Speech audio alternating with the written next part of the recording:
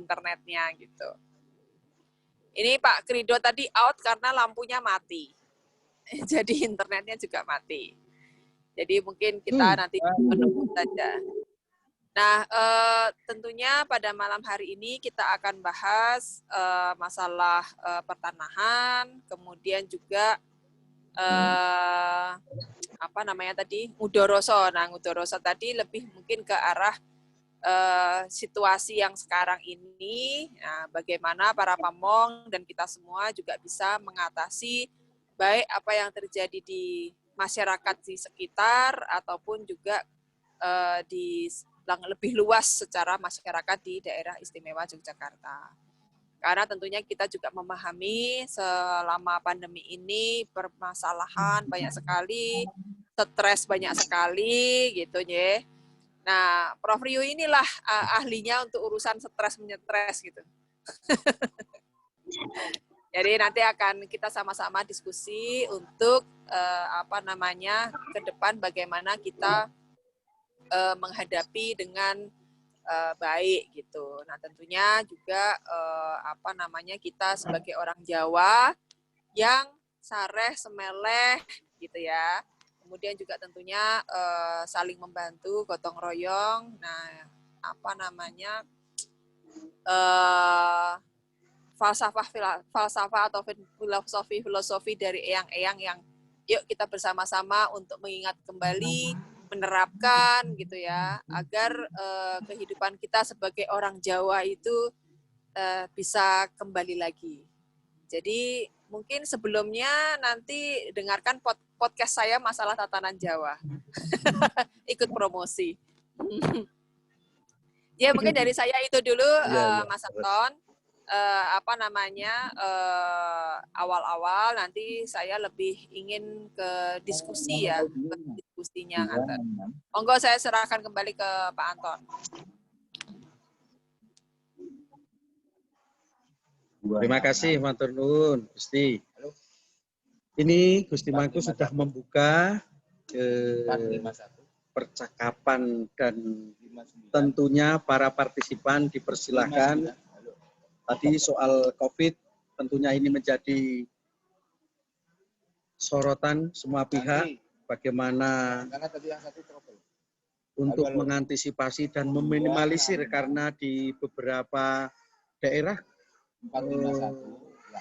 di beberapa tempat, di beberapa desa, ini kemarin salah satunya di Desa Sri Kayangan, Sentolo, tadi sudah menelpon bahwa 2 warganya meninggal, dan yang dikarantina sudah 6 dan yang positif ada 4.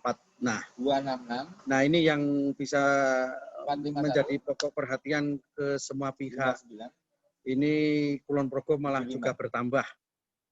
Kemudian juga soal yang lain tentunya semua pihak juga sudah bekerja keras untuk bisa mengantisipasi maupun meminimalisir penyebaran dan lain sebagainya. Tentunya di desa-desa yang ada di DIY ini, masing-masing punya tantangan sendiri-sendiri. Kami membuka diri, mumpung ada Gusti Mangku, mumpung ada yang berkompeten, ada narasumber yang lain, monggo para lurah, para dukuh, para alumni Pawiatan yang sekarang menjadi partisipan bisa masuk, bisa ngaturke apa yang menjadi yang terjadi keadaannya di masing-masing desa. Boleh, silahkan monggo, silahkan untuk membuka diri, untuk berpartisipasi masuk di diskusi ini. Kami persilahkan, monggo. Sinten. Mungkin saya nambahi dulu ya, Pak Anton. Yeah. Mungkin yang pertama kita membahas dulu masalah pertanahan gitu. Nanti mungkin bisa disusul sama mungkin Pak Rido atau Bapak-bapak monggo kalau mau nambahi permasalahan pertanahan. Jadi tentunya kita memahami bersama untuk pendataan ini tentunya kita semua ada deadline-nya. Gitu. Nah, kemudian yang kedua, saya senang banget bisa bersama-sama atau bisa ketemu dengan para pamong yang masih aktif. Itu mohon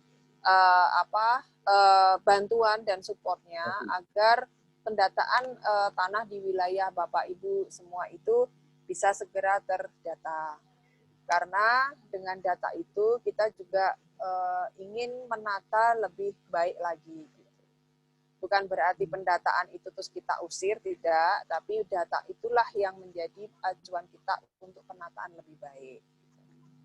Nah, kemudian juga tentunya permasalahan-permasalahan tanah itu juga sudah sangat luar biasa. Baik tanah SG, tanah PA, tanah masyarakat, tanah desa, tanah kas desa, dan sebagainya. Nah, tentunya pendataan selain juga luasan tanah, juga permasalahan-permasalahan yang ada. Gitu. Karena banyak sekali juga yang kami tidak sampai kepada kami. Jadi kami juga masih juga belajar dan masih banyak juga yang belum kita pahami permasalahan-permasalahan yang ada. Gitu. Nah, jangan sampai ini ada yang maksudnya disimpan-simpan gitu ya, tapi nanti suatu saat jadi ruang terbuka yang nggak baik. Gitu. Nah, tentunya support dari Bapak Ibu semua untuk pendataan tanah ini sangat diperlukan. Nah, mungkin ada tambahan dari Bapak-Bapak yang lain, permasalahan tanah dulu ini. Monggo. Monggo. Malah Mas Anton, saya sudah bergabung, mudah-mudahan bisa didengar suara. Oke, Sugeng Rawuh, Pak Bambang Wisnu. Meskipun gambarnya saya kaya uji nyali. Ya. Mana toh gambarnya ini? Dengan malah peteng ini kita Gunung Kidul apa nih? Iya, saya di Semanu. Konsolidasi itu Gunung Kidul. Gambarnya malah kaya uji nyali, kurang patuh. Waduh. Tapi yang penting siap. Kata suka-suka nih Pak Bambang. Siap. Kayak huka-huka ini. Kalau kita konsolidasi itu Gunung Kidul. Siap, Oke Gusti. Gimana? Mungkin ada masukan soal tanah? Karena selama ini kan yang ngurusi, Pak Krido juga udah petengan itu. Ya, lampu mati Gusti. Sama-sama huka-huka ini. Saya komen masukan sebentar Gusti. Ye, monggo. Ya, Mas Anton, komen masukan. Jadi sesuai surat gubernur kepada Bupati Wali Kota Gusti, bahwa mohon kabupaten segera mempercepat penyelesaian perdes tentang pemanfaatan tanah desa Gusti. Sehingga posisi Pergub 3334 itu harapan ngerso dalem tahun 2019 akhir selesai semua, dan tahun 2020 itu menjadi evaluasi perdana bagi saya dan Pak Krido persoalan pemanfaatan tanah itu. Karena banyak di dalam APBDes-nya ini memisahkan antara pendapatan asli desa yang dari tanah desa dikaitkan dengan aset desa, itu menjadi berbeda Gusti. Nah ini Pak Anton, mudah-mudahan yang menjadi catatan agak khusus bagaimana terhadap persoalan-persoalan pemanfaatan tanah desa dan pemahaman tentang aset desa. Sehingga apa yang harus dimasukkan di dalam buku asetnya desa dan bagaimana pemanfaatannya itu perlu nanti dari Pertanahan Tata Ruang Pak Krido bersama-sama dengan bidang aset di tempat saya untuk lebih intens persoalan itu.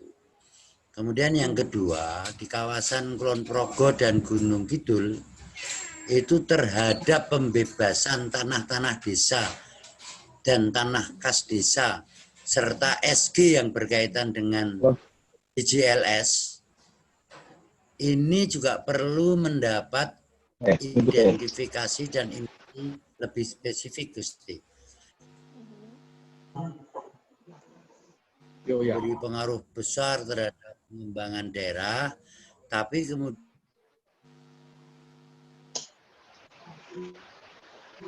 atau SG ini menjadi agak lucu dan agak rumit. Nah ini mudah-mudahan nanti tidak berakibat yang lebih. Saya kira 3 persoalan itu Gusti yang menjadi renungan awal terhadap teman-teman kepala desa yang lain. Oke, baik Pak Bambang. Mungkin ada tambahan Bapak yang lain? Pak Krido, ada tambahan? Nggih, Gusti matur nuwun. Jadi kami menambah apa yang disampaikan beliau Pak Bambang Wisnu, memang Ya. demikian. Sehingga untuk Perdes, kalau kita sampaikan yang sudah selesai 99% itu untuk Kabupaten Kulon Progo, ini tinggal 1 desa. Sedangkan untuk desa yang lain di Kulon Progo, di Bantul itu yang belum selesai 21 desa. Kemudian di Gunung Kidul, ini nanti PR-nya bareng Pak Bambang Wisnu, 48 desa Pak Bambang. Waduh, oke. Bareng. Kemudian untuk Sleman tinggal 14 yang kurang diharapkan untuk tahun 2020 ini selesai. Gitu. Itu Gusti Mangku ngasih PR-nya kebanyakan Pak Krido itu. 144 desa lah jadi 35 apa 40. Jadi masih Tapi banyak siap nanti kita jalanan percepat jauh. itu Gusti. Oke, baik. Iya. Ada tambahan Itu yang kan. lain? Oke. Belum. Ini kalau kota gimana dulu. Pak? Kalau kota? Matur sedikit Gusti persoalan kota Gusti. Oke. Ini PR-nya Pak Krido yang paling berat itu yang di kota Gusti. Kenapa begitu? Kabeh urung. Bukan, karena pada saat pengambil alian wilayah administrasi untuk kota itu menjadi secara administratif menjadi kota, itu ada 2 kelurahan yang bergabung, yaitu Umbulharjo dan Tegalrejo. Catatan terhadap tanah desanya masih ada. Tapi sekarang menjadi apa bentuknya? Wah itu termasuk bagaimana saya menjadi kesulitan saat mau mengeksekusi miliran Gusti. Itu karena itu yang mestinya menjadi PR-nya Pak Krido bersama kita untuk mencoba menyelesaikan persoalan tanah SG PAG di kota. Itu tapi dia tidak terlibat di dalam pemahaman Perdes dan Pergub 33T4 sepanjang tidak ada lagi tanah-tanah desa yang dikuasai oleh kelurahan itu karena administratif. Oke. Nak Padang ki yo ketok Pak Bambang nganggo peci, wah luar biasa. Ketok gantengnya sebenarnya. Ya, kan saya juga kepingin ilmu ya Gusti. Jadi saya suruh ngasih lampu yang padat ya ilmu. Ya ketok pecine ya. Ya. Ini baju dan peci yang dipakai di baliho-baliho ini. Oh. Oh gitu toh. Emang udah cuti, Pak?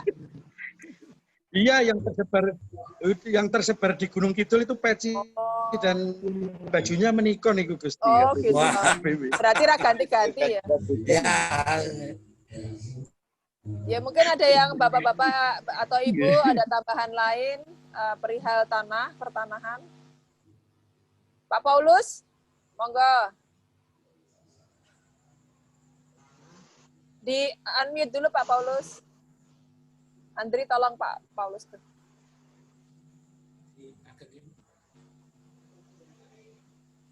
Pak Paulus belum dipencet. Oh, Pak Paulus sering dipencet nih. Ya. Jadi kita kabeh itu. Ya. Pak Paulus belum dipencet. Suaranya belum keluar Pak Paulus. Ada Pak Paulus.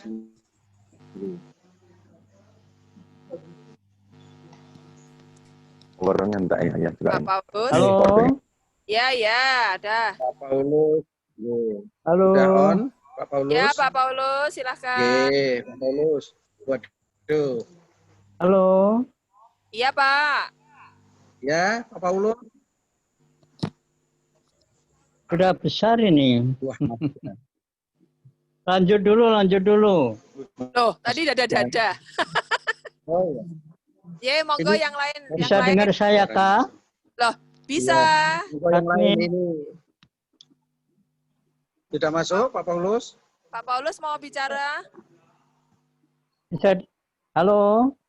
Iya, Pak. Halo? Hola. Kok suara hilang? Enggak, malam Pak Paulus, mungkin dari Gunung Kidul lebih bisa. Malam Pak Paulus. Yang dibutuhkan singkat saja, updating data-data pertanahan. Oke. Untuk mengupdate kembali data-data pertanahan per 2020 ini, kondisi dalam 2020 ini. Itu saja. Ya.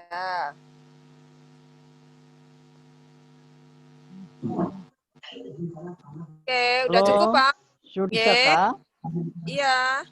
Updating untuk data-data pertanahan ini supaya para kepala desa, perangkat desa melaporkan data-data yang sudah diupdate real per 2020 ini, begitu. Oh, jadi update Untuk data para ya. kepala desa, perangkat desa yang ikuti Zoom pada malam hari ini, ya saya cermati dari dawuh Gusti, itu butuh updating data-datanya dulu. Ya, baik. Akan di follow up oleh bapak-bapak dan ibu-ibu. Ya, matur nuwun. Ye. Nah, tapi masih ada batas waktu. Kapan itu para kepala desa laporkan update itu, begitu Gusti. Ye, baik. Pak.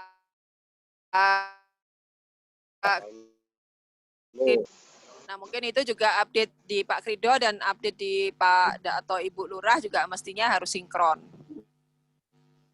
Tentunya juga Ya, data di BPN. mungkin kita mulai dari kepala desa dulu, nanti baru disinkronkan di atas begitu.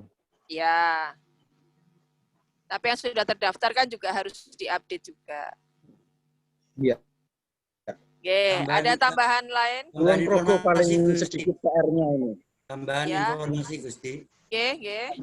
Kita sudah mendapatkan bersama-sama Pak Krido itu sudah mulai menerjunkan inspektor Gusti. Ya. Sekaligus menjadi auditing seperti yang disampaikan Pak Paulus Gusti. Oh ya. Ya, jadi mudah-mudahan nanti di dalam pertemuan triwulan ketiga nanti laporan-laporan hasil inspektorat kepada tim pertanahan bersama Pak Krido juga bisa di follow up lebih lancar Gusti. Oke, baik. Ya. Oke, ada lagi? Prof. Taryo akan menambahkan perihal tanah, Prof. Boten, kita serahkan ahlinya. Oh iya. Dari Bapak Ibu Pamong ada tambahan?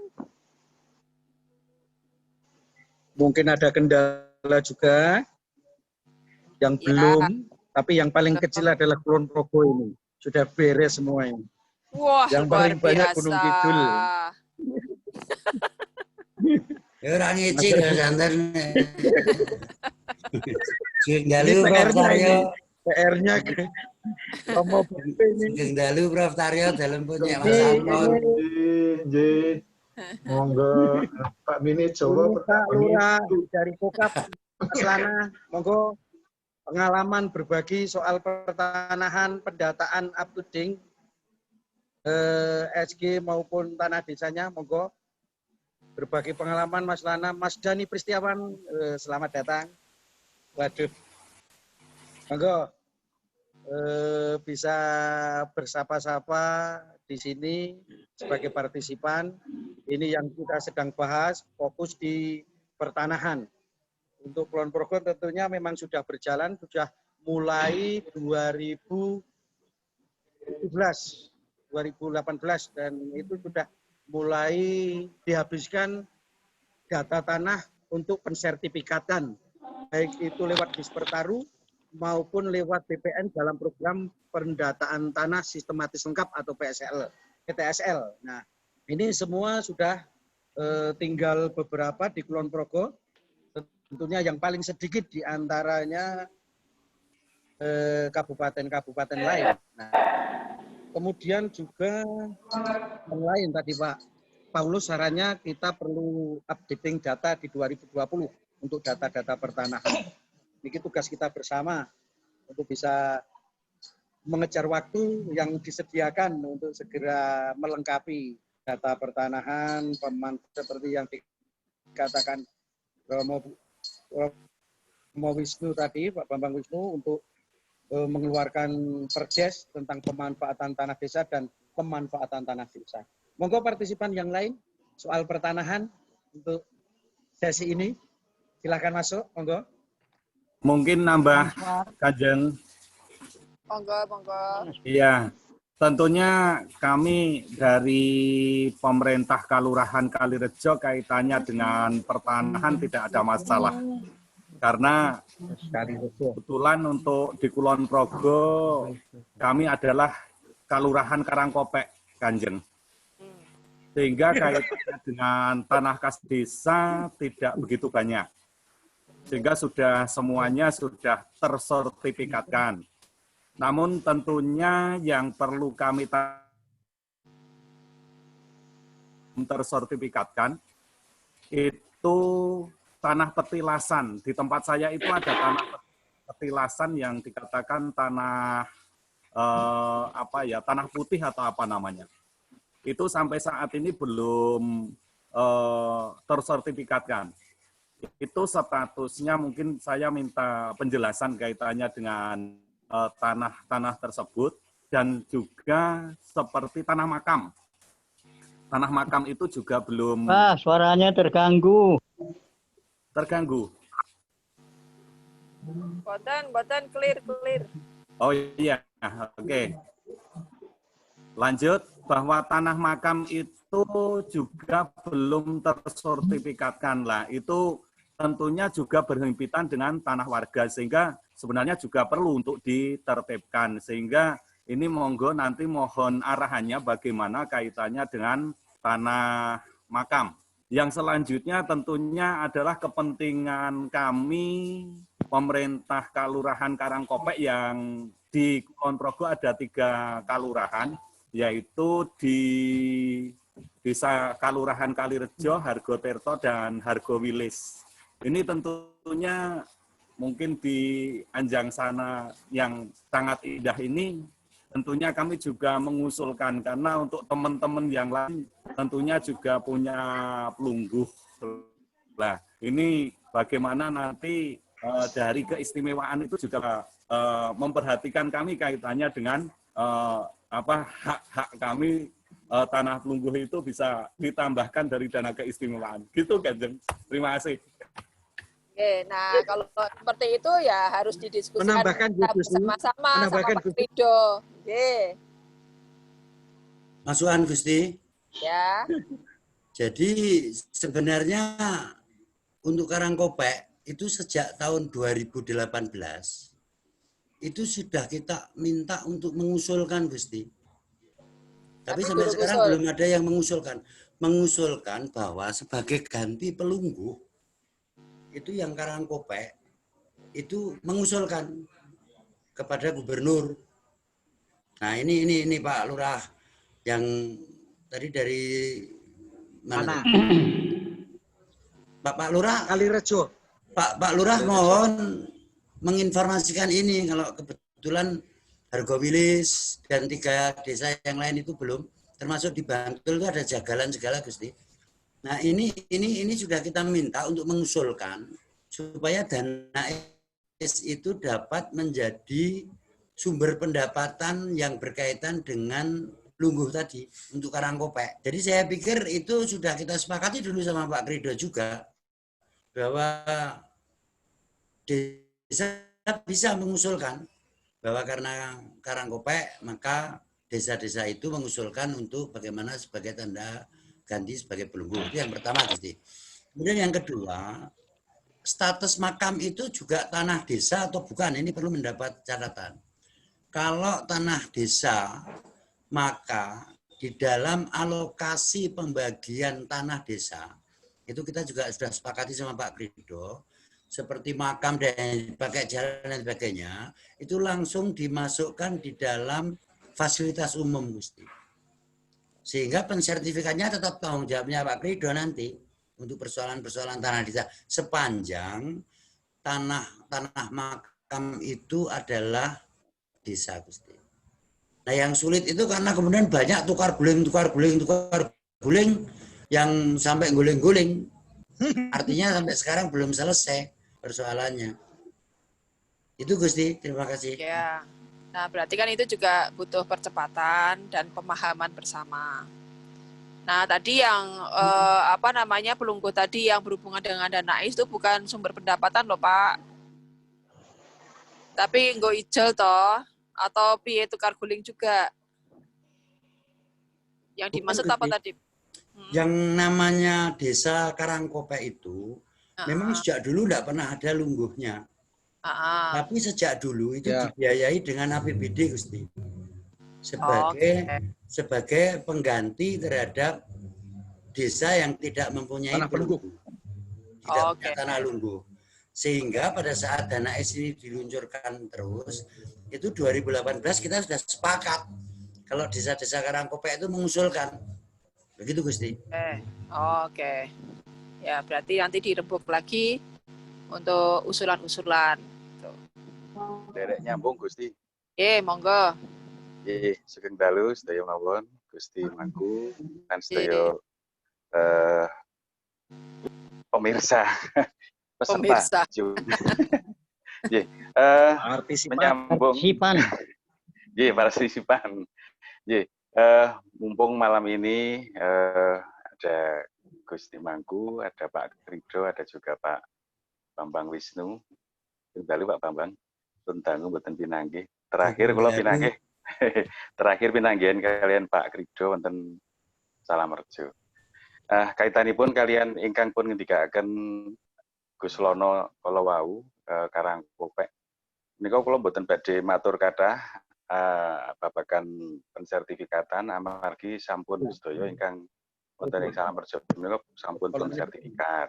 Ingkang sepisan menika ingkang kaping kalihipun menika babagan lungguh menika kalau mbiyen kula matur Pak Bambang Wisnu menawi Salamerjo niku dukuh kula niku lungguhnya cuma 4.000 meter, Gusti. Saya saja cuma 9.500. Jadi masih jauh dari apa yang dibayangkan. Tapi jujur kami tidak tidak untuk kepentingan saya sendiri, cuman saya hanya membayangkan teman-teman dukuh saya ini masih sangat jauh dari apa yang ada. Nah, kaitannya dengan pensertifikatan dan malam ini kita pembicaraan bahwasanya memang penggunaan tanah desa yang seperti terakhir kami bicarakan dengan Pak Krido, mungkin nanti dalam waktu dekat bisa ketemu dengan Gusti Mangku terkait dengan penggunaan tanah yang ada hubungannya dengan izin dari gubernur. Nah, terkait menika kami berharap nanti suatu saat ini benar-benar bisa kami tidak ada permasalahan dengan pihak-pihak tertentu karena nanti tentang sewa menyewa ini yang sebenarnya kami harapkan nanti bisa betul-betul bisa mengangkat PADES kami. Kira-kira yang niku Gusti sekendali. Apa ya Gus? Apa Bangga ya? Saya merano. Ada yang lain lagi? Ini sudah nanti ini sudah direkam, jadi nanti data-data atau masukan dari Bapak Ibu semua kita catat dan kalau ada yang di follow up kita tindak lanjuti bersama-sama tentunya sama Pak Krido dan juga dari Condro Kirono nanti. Pak Krido ada tambahan lagi?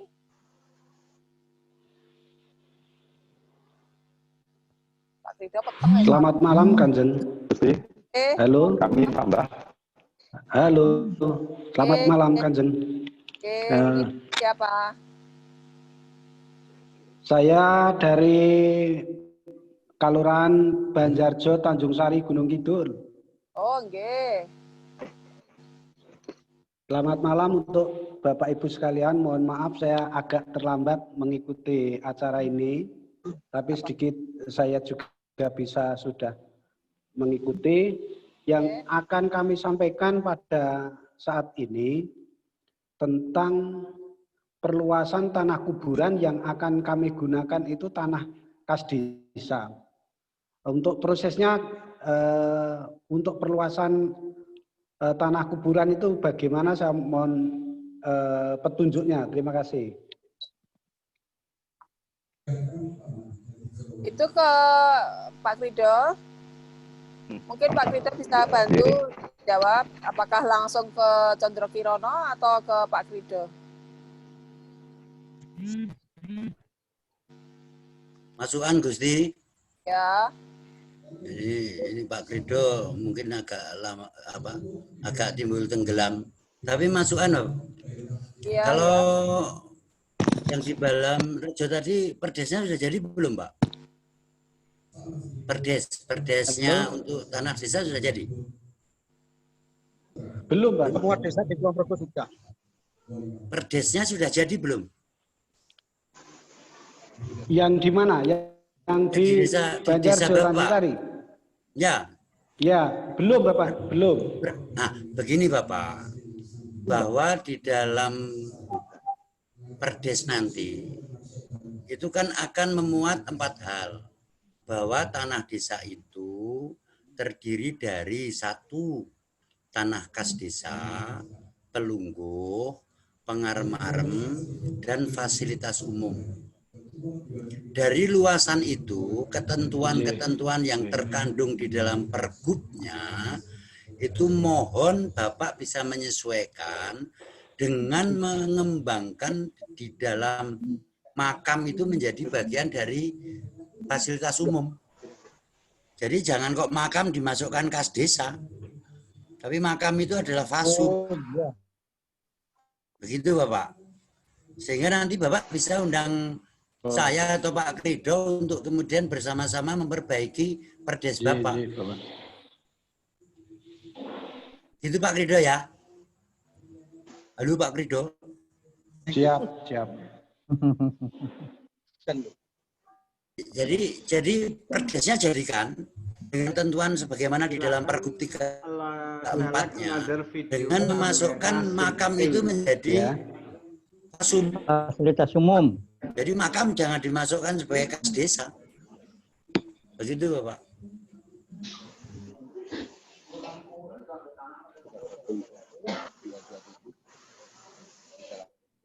Ada yang lain atau sudah paham atau masih belum, kurang? Oke, itu loh Kanjeng. Masih Pak, masih kurang jelas. Mohon maaf, masih kurang jelas Pak. Yang kami maksud, halo? Yang kami maksud tanah kuburan, tanah makam itu kan sudah ada, tapi karena tidak mencukupi, kami akan memperluas. Itu prosesnya tetap dimasukkan ke fasilitas umum atau ada proses yang lain lagi. Itu yang saya maksud, karena tanah makam itu sekarang sudah tidak memuat bila mana ada warga yang meninggal. Ini kan pengajuan dari warga bahwasanya kita butuh perluasan tanah makam itu. Prosesnya yang kami maksudkan bagaimana caranya. Terima kasih. Lah ya, perluasan itu kena tanah desa atau Pak maksudnya? Iya, nggih. Nah, masukan Gusti. Oke. Perdes Bapak jadi apa belum? Pertanyaan belum saya. Belum jadi. Perdesnya belum jadi. Belum jadi. Sehingga belum saya jadi. sarankan Bapak segera menjadikan perdes itu Dan luasan yang terkandung dan termaksud sebagai pemakaman atau kuburan tadi sudah dimasukkan di fasum. Oke, Ya. Itu kan? Ini perluasan Oke. fasilitas umum. Nah, fasumnya Oke. lebih luas. Yang paling penting adalah ketentuan terhadap pasal pembagian antara kas desa, pelungguh, dan pengarem-arem itu menjadi sangat strategis pada saat Bapak menghitung fasumnya itu. Dan pada Ya, saat siap, perdes siap, Bapak siap. nanti dievaluasi oleh pertanahan tata ruang, itu yang menjadi bagian yang harus menyelesaikan perluasan kuburan tadi. Begitu Bapak? Siap, J Bapak. Iya. J Bapak siap. Paham ya? Sudah paham ya Pak? Sampun, matur nuwun. Ada lagi? Izin kula Kanjeng. Oke, monggo. Derek tepangaken saderengipun ngapunten mbok bilih mengkenten kalah klemenipun bentuk kemawon. Kula saking Dukuh Soko Kalurahan Mertelu Sari Kabupaten Gunung Kidul. Ingkang badhe kula temetaken hampir mirip kalian Bapak niku tanah kuburan wonten kula niku sampun mboten tamat. Niku kados pundi prosesipun menawi badhe geser teng tanah SD ingkang sanes ngoten Kanjeng. Terus ingkang salajengipun tanah SD gen kula niku kan didarak tasih dipun garap saking padukuan sanes mekaten saking dari apa niku awit saking riyin. Terus napa saged mengke tanah niku dipun suwun dipun garap kangge kas Karang Taruna Padukuan ngoten Kanjeng bilih mekaten mawon anggen kula matur kelepatanipun mawon ngapunten. Nuwun Gusti. Nggih. Nah disuwun ora entuk. Nah dikelola entuk. Nggih dikelola. Oke. Neng tata ruangnya piye, terus prosesnya piye. Kan sebelumnya kan yang mestinya sudah habis apa belum masa pemakaiannya. Kok suaraku jadi kayak gini? Niku sing ingkang garap niku dereng enten kekancinganipun Gusti, namung nggih digarap karena saking riyin beliaunya niku dados bukuh ngantos nika umurun teng rame ngoten. Jadi Dewi kula tusuri teng kalurahan. Memang tanah-tanah SD niku mboten wonten dereng wonten surat kekancinganipun mekaten Gusti. Iya. Ya itu berarti didata dulu Pak, didata nanti biar masuk datanya ke Pak Krido. Nah, terus nanti tinggal peruntukannya seperti apa, pengelolanya juga seperti apa, ngaten Pak. Ada tambahan Pak Krido? Untuk Pak Santa. Nomor telu sampai. Pak Krido mana ya? Kok hilang? Oh, ini. Betul Pak Paulus. Enggak. Saya terdengar enggak suaranya? Ya Pak, udah terdengar. Tadi walaupun hujan dan tanah itu tercatat tanah desa, apabila memang desa mau membutuhkan karena perluasan makam dibutuhkan, itu bisa mengajukan izin. Yang semula lahan itu bukan makam jadi makam, tentunya untuk pengembangan gitu Gusti. Tentunya perdes menjadi penting, sehingga harapan kita ini juga untuk memacu agar rekan-rekan dari kalurahan bisa untuk mempercepat des. Itu kalau tercatat di tanah desa. Tetapi sebagian besar atur kaweningan Gusti bahwa tanah kasultanan itu banyak untuk makam juga. Jadi dimungkinkan sekali bahwa makam itu juga statusnya juga tanah kasultanan yang sudah kita sertifikat juga Gusti. Kemudian untuk tadi usul dari Romo Paulus, bahwa untuk menyandingkan data terbaru tahun 2020, atur kawun dengan Gusti, barangkali nanti kami sandingkan antara data kami 2018 dengan data valid di lapangan, yaitu tercatat untuk data tanah kasultanan, seluruh DIY itu terdiri dari 14.044 bidang, yang mana dibagi dua, tanah SG itu 13.688, sedangkan tanah PAG 356 bidang. Nah, ini nanti akan kami sandingkan dengan tadi usul dari Romo Paulus, sehingga nanti masukan dari desa bisa barangkali dulu 2018 ada yang data-data yang masih tercecer. Itu yang tanah kasultanan. Sedangkan tanah desa itu juga sama, nanti akan kami sandingkan dengan data yang di lapangan kondisi terakhir, bahwa tanah desa itu tercatat ada bidangnya seluruh DIY ada 50.279. Ini tersebar. Sehingga ini menjadi modal dasar untuk kita memvalidasi data akhir ketika pada waktu itu barangkali ada data-data tanah yang masih tercecer. Itu yang berkaitan dengan penyandingan data yang diharapkan Romo Paulus, sehingga nanti memudahkan kita dengan data spasial dan peta delinasi, Gusti. Lajeng untuk yang tadi Karangkopek, betul yang disampaikan Pak Bambang Wisnu, hari Selasa besok langsung eksekusi, Gusti. Hari Selasa besok langsung eksekusi.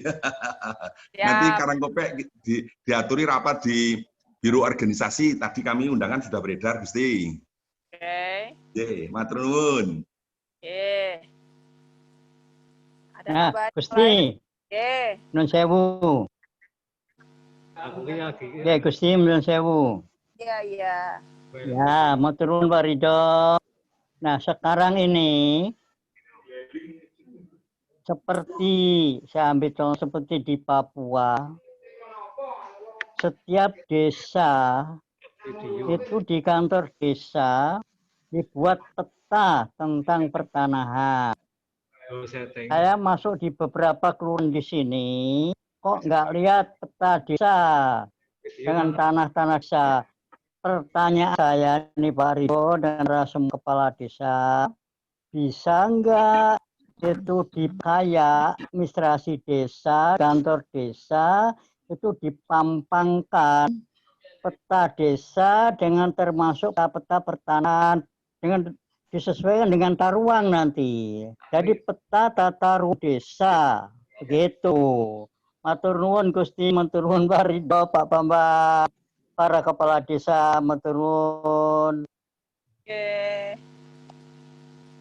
Monggo yang lain. Mungkin masih bisa menambah, Gusti? Boleh. Teringat tadi sempat menyinggung kaitannya, ya Mas Anton, menyinggung kaitannya dengan perizinan. Nah, tanah kas desa di milik kami itu ditempati berbagai fasilitas kantor, sekolahan, dan juga rencana juga untuk gedung balai budaya. Nah, pada tahun 2000, ya, Kalirejo Kokap Kulon Progo.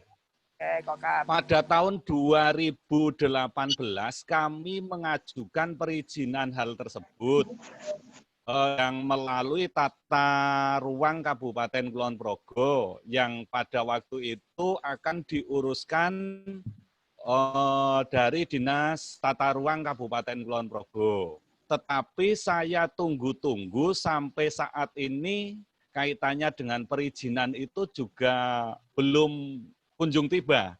Kami mengurusnya di mana dan harus seperti apa dan bagaimana. Mungkin itu, terima kasih. Nah, kemarin izinnya masuk kemana, Pak?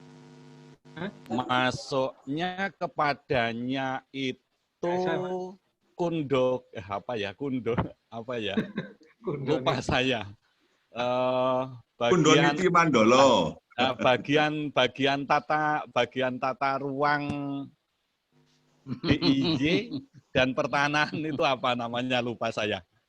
Nah, itu Pak Krido, tanya ini Pak Krido.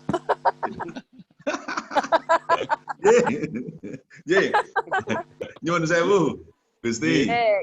Melengkapi Romo Lurah Kalirejo nggih. Nggih. Keleresan dereng mlebet wonten kepatian, dereng mlebet teng provinsi. Mbok menawi tasih wonten dinas.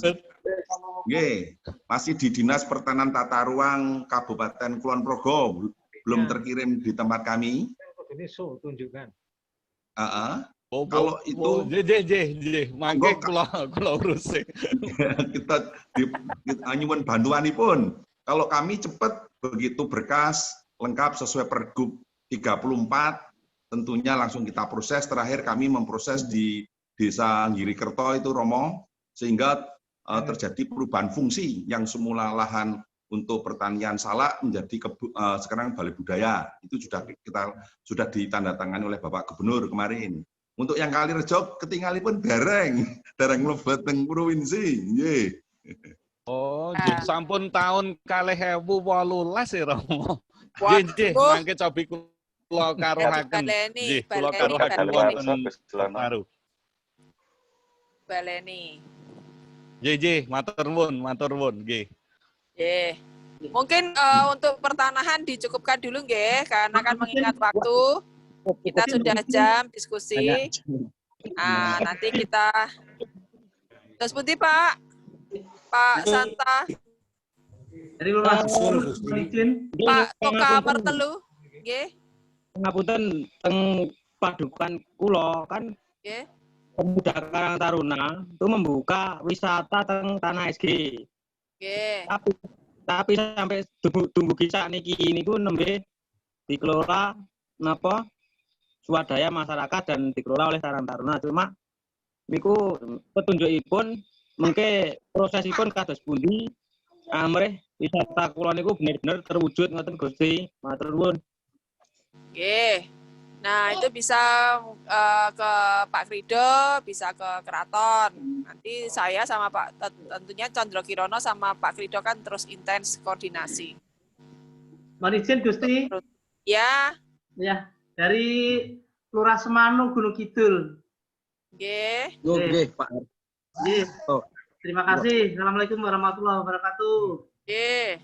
Ini di kelurahan kami, Kelurahan Semanu, ini masih ada tanah yang belum bersertifikat ya, karena waktu itu tukar guling gitu, jadi ini belum proses. Terus yang keduanya ini kepengurusan izin tadinya tanah untuk pertanian dan sekarang mau jadikan untuk perkiosan Bu. Jadi ini sudah perdesnya sudah dikirim ke Dinas Tata Ruang. Terima kasih. Oke. Baik. Terus untuk SG semuanya sudah sertifikat semua, Bu. Terima kasih. Wah, terima kasih, Pak. Oke, mungkin untuk malam ini kita cukupkan dulu 1 jam kita bahas soal pertanahan. Oke, jadi nanti pertemuan berikutnya kita akan bahas lagi, tentunya juga dengan tetap masih di pertanahan, tapi tentunya dari apa yang menjadi masih masalah gitu ya. Nah, tadi untuk dikonklusi bahwa untuk perizinan, kemudian penataan, nah itu monggo intens koordinasi dengan Pak Krido gitu. Nah, juga tadi jangan lupa Bapak Ibu Lurah yang belum menyelesaikan Perdes, monggo segera, karena itu juga berhubungan dengan penataan gitu. Kemudian juga tadi kalau memang perlu bantuan untuk Perdes, monggo bisa disampaikan, nanti mungkin dari Pemda di provinsi bisa membantu ataupun mensupport apa yang menjadi kendala dari para pamong gitu. Nah, kemudian juga tanah-tanah untuk fasilitas umum dan sebagainya tadi monggo nyuwun petunjuk ke Pak Krido. Jadi intinya semua pertanahan ke Pak Krido. Gitu. Nah, tadi yang dari Soka Mertelu tadi, nah itu juga mungkin monggo peruntukannya bisa nulis surat, ya Pak Duko bisa nulis surat ke kami di Keraton, ke Condro Kirono, Gusti Condro Kirono, atau ke Pak Krido gitu. Karena nanti kita juga akan bersama-sama untuk penataannya dan juga saling menginformasi untuk perizinannya. Izin Gusti. Gusti, izin. Oke. Jadi mohon maaf Gusti. Yang kemudian menjadi masalah itu bukan sekedar perizinan dan status Gusti. Ya. Pada saat tanah-tanah itu kemudian dialokasikan dalam konteks aset desa, ya. Ini yang mestinya harus dilepaskan, sehingga persoalan tanah itu kita sudah sepakat dengan Pak Krido, juga harus dikaitkan penataan manajemen penataan aset. Sehingga ini yang mohon menjadi catatan juga Gusti pada malam hari ini. Terima kasih Gusti. Oke, siap. Pak Krido ada tambahan? Ampun Gusti.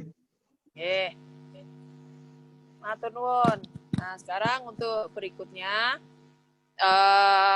sementara untuk tanah kita dilanjut berikutnya, nanti bisa koordinasi dengan Pak Krido. Nah, kemudian berikutnya adalah selama pandemi ini gitu. Karena ini kan sudah sejak bulan apa ini? Februari ya? Februari atau Maret itu. Kita memulai dari Maret itu ada beberapa lokasi yang lockdown dan sebagainya gitu. Nah, tentunya kami juga memahami bahwa Bapak Ibu yang berada atau ngayahi di wilayah masing-masing tentunya juga bingung, stres gitu, ngurusi warganya yang juga bingung gitu, baik dari masalah sosial dan juga masalah ekonomi gitu. Yang mana juga mungkin sampai sekarang pun juga belum tercover gitu. Dalam artian juga belum pulih gitu. Meskipun di jalan sudah banyak yang macet, kemudian di wilayah-wilayah ada beberapa pendatang yang akhirnya juga nulari yang lain di wilayah Bapak Ibu semua gitu. Nah, tentunya banyak sekali permasalahan, kemudian yang terkena, kemudian juga mungkin ada yang belum lapor, ada yang sudah lapor gitu. Nah, kalau urusan lapor-melapor ini memang sejak awal, mungkin sejak bulan April, Mei itu, Prof. Taryo itu sudah khawatir gitu, karena hasil dari data di masing-masing juga banyak yang tidak sinkron. Kemudian juga mungkin masih juga masyarakat yang bingung gitu. Memang gejalanya tidak jauh dari kayak flu, kayak apa gitu. Kadang-kadang apalagi sekarang gitu, positif tapi merasa sehat-sehat aja gitu. Nah, mungkin nanti juga hal-hal seperti itu juga bisa disampaikan oleh Prof. Taryo, gejala-gejalanya seperti apa, mungkin masih banyak juga yang belum paham gitu. Padahal harus ngayahi di wilayah Bapak Ibu semua dan menghandle masyarakat yang tadi baik yang terkena ataupun juga yang baik OTG atau positif gitu ya. Nah, itu juga penanganannya seperti apa. Nah, kemudian kalau bingung untuk, karena satu sisi juga Bapak Ibu bingung juga menjaga seluruh keluarga, tapi juga harus memprotek warganya kan gitu. Nah, ini juga saya pengen mendengarkan apa yang mungkin bagi Bapak Ibu belum tadi seperti kalau pertanahan itu bingung lapornya kemana atau prosedurnya bagaimana gitu. Nah, karena juga di masing-masing wilayah itu kan juga semua pasti ada masalah gitu. Tapi mungkin ada yang beda-beda juga permasalahannya, meskipun mayoritas juga hampir sama. Tapi bagaimana kita juga dengan pandemi ini kan kita harus semuanya di rumah. Awal-awal tuh semuanya di rumah sampai 1-2 bulan gitu. Yang benar-benar kita di rumah gitu. Sedangkan kita sendiri juga harus ngawasi sekitar gitu. Nah, banyak juga ibu-ibu yang stres, banyak juga bapak-bapak yang stres juga gitu, karena nggak pernah di rumah biasanya, harus di rumah gitu. Kemudian permasalahan-permasalahan pun seperti KDRT, seperti urusan privacy, itu juga ternyata banyak banget gitu. Nah, ini juga hal-hal seperti ini kan juga harus termonitor, terdata gitu. Agar kita pengen juga tahu bahwa sebenarnya permasalahan-permasalahan itu seberapa banyak sih di wilayah daerah istimewa Yogyakarta gitu. Kan kita udah daerah istimewa gitu. Jadi ayo kita bersama-sama gitu ya, meskipun kita masih masa pandemi, kemudian nanti yang dikatakan new normal ataupun adaptasi baru, apakah setelah adaptasi baru kita bisa juga seperti yang dulu? Ya enggak juga. Gitu. Kita juga akan mengalami budaya yang baru. Nah, budaya yang baru ini, tentunya juga nggak bisa juga kita jadi karena sekarang ini di rumah jadi akhirnya egois juga timbul gitu. Gitu, karena banyak di rumah yang dipedulikan kita hanya keluarga gitu. Nah, kadang-kadang dengan interaksi gambarnya Bapak kok hilang? Dengan berinteraksi takut ketularan, tapi akhirnya jadi interaksi kepada orang lain juga jadi tadi egoisme tadi juga pasti akan juga timbul gitu. Nah, seperti apa budaya baru yang akan kita alami ke depan pasca pandemi ini selesai gitu. Nah, tentunya tidak ataupun jangan sampai budaya keaslian kita ini tercerabut gitu. Yang biasanya kita ini manusia sosial, manusia yang gotong royong, manusia yang saling peduli. Nah, ini jangan sampai juga pudar gitu. Nah, mungkin nanti juga masukan dari Prof. Riu ini kita sebagai manusia, sebagai warga Jogja gitu, yang selalu menjadi sorotan orang luar provinsi, luar negeri, bahwa orang Jogja itu orang yang sangat ramah gitu, orang yang peduli gitu dengan orang lain gitu. Bahkan saking baiknya kita, orang asing aja kita langsung bisa akrab gitu. Nah, dengan situasi seperti ini gitu, masalah banyak sekali, orang stres banyak, orang pengangguran juga sudah sangat luar biasa, kemudian resesi yang sekarang juga kita alami gitu. Nah, ini kita harus bersikap seperti apa gitu. Nah, saya ini punya, saya dan adik-adik dan juga tentunya ngesot dalam, kami ini juga punya PR gitu ya. Kita punya PR untuk kembali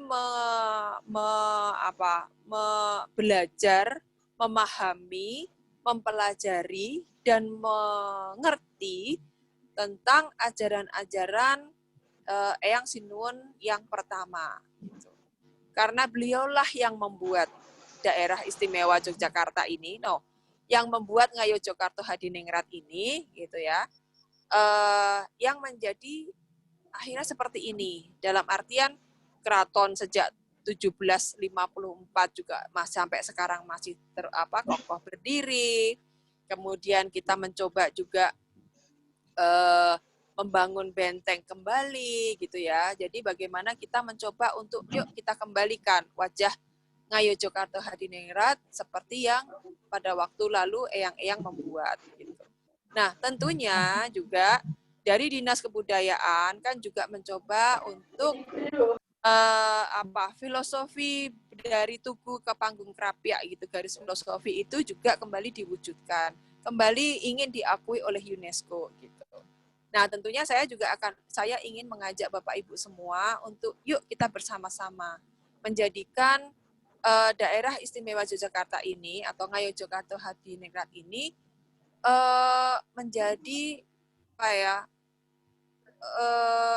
daerah yang benar-benar istimewa dengan budayanya yang sesuai dengan tatanan Jawa. Gitu.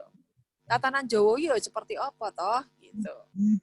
Nah, ini juga saya pengen masukkan dari Bapak Ibu, tentunya juga apa sih yang dialami selama pandemi ini, kemudian apa sih inginnya, bagaimana kita mempertahankan tatanan Jawa ini yang memang yang memang sebenarnya kelokalan dari Bapak Ibu juga sudah sangat luar biasa gitu. Nah, jangan sampai tadi dengan adanya budaya yang baru pasca pandemi ini gitu. Jadi apa ya, barang-barang import masuk gitu. Barang-barang import masuk, budaya import masuk gitu. Ayo kita pertahankan budaya yang kita miliki yang sudah leluhur-leluhur ini menciptakan dengan baik, dengan bagus, yang mana tugas kita adalah menjaga, merawat dan melestarikan gitu. Gitu. Nah, monggo ada masukan dari Bapak Ibu semua, atau mungkin dari Prof. Taryo dulu atau Prof. Ryu, monggo saya persilahkan sebelum dari Bapak-Bapak yang lain. Monggo, mau siapa dulu atau masukan dari Bapak Ibu yang lain? Saya ngikut.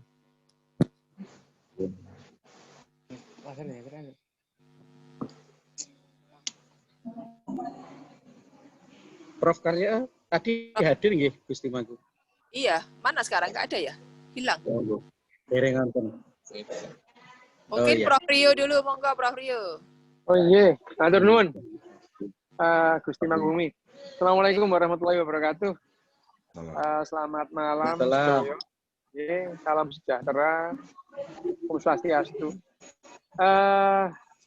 Ini saya di sini ini yang pertama merasa mendapat kehormatan diundang Gusti Kanjeng Ratu Mangkubumi dalam forum yang saya dari tadi itu melihat itu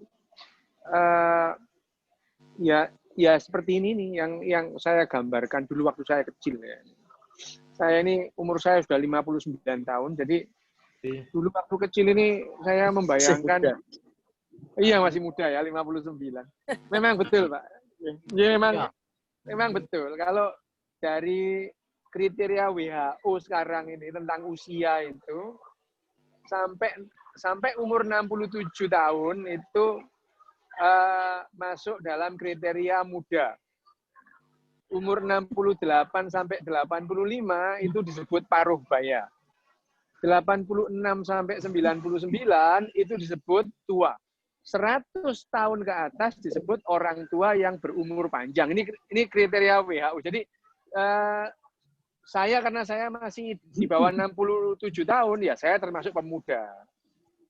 Nah, kita kembali tadi saya sampai forum yang sangat sehat saya lihat tadi itu ya, membicarakan hal-hal yang penting dengan santai dan santun. Nah, memang kalau kita melihat pandemi ini, karena pandemi ini berbeda dengan pandemi-pandemi yang dulu ya, yang pernah dihadapi oleh manusia ini. Manusia ini menghadapi pandemi itu sudah puluhan kali. Yang paling hebat itu ya pandemi yang terjadi di abad ke-14 yang namanya Black Death itu ya. Pes atau sampar tahun 1347 sampai 1352. 5 tahun. 2/3 penduduk Eropa itu mati. 2/3 penduduk Eropa itu meninggal. Habis itu. Jadi Eropa itu tinggal separuh gitu. Dalam waktu 5 tahun ya. Terus wabah Black Death kedua juga terjadi 3 abad kemudian. Nah, yang terakhir, wabah yang terbesar terakhir itu 100 tahun yang lalu persis. 100 tahun yang lalu persis itu 1918 sampai 1920 gitu.